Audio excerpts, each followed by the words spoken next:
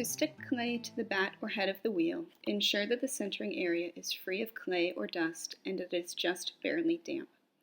Next, slam the clay into the middle of the wheel and karate chop around the edges to solidly affix the clay to the wheel.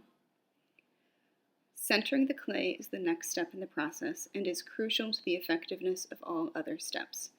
Since most of us lack superhuman strength, use your stronger core muscles rather than your wrists and forearms. Lock your elbow into your rigid hip bone to anchor your arm into your core. Then use your arm in a direct line of unyielding pressure from your core straight through the diameter of your clay. Leaning in and using your weight and hips to control this force is much, much easier than squeezing your arms together. With years of practice and gradual strengthening of arm muscles, you may find other ways of centering easier over time, but for those new to the wheel, this core method is the easiest to hone. With centered clay, you can begin making your well. Keep your elbow locked into your hip bone and use the back of your hand to steady and control your other hand as you drill straight into the middle of your clay.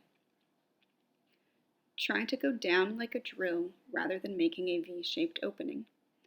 The goal is to have equally thick clay from the rim to the base. Remember not to go too deep. 1/4 of an inch thick is ideal for beginners.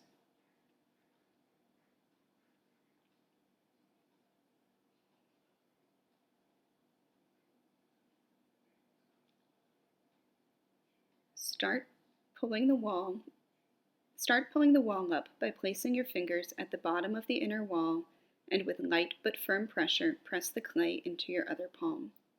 Remember to keep your elbow locked into your hip for stability. Locked in this position, slowly raise both hands and the clay will rise with them. If you are feeling confident with your piece, you can compress the base to lower the risk of S-cracks forming in your base. Firmly grasp the wooden rib and place the flat back end down into the middle of your piece, compressing and strengthening the foot. Once the cylinder is created, you can turn it into the desired form by pushing it out or pulling up and narrowing. Lower the speed of the wheel to less than half and work slowly. Using a sponge in one hand can help overcome wobbles and a soft, small rubber rib in the other hand can help the clay maintain its shape as it thins. Be patient with yourself. It takes experience to learn how the clay behaves at each step in the process.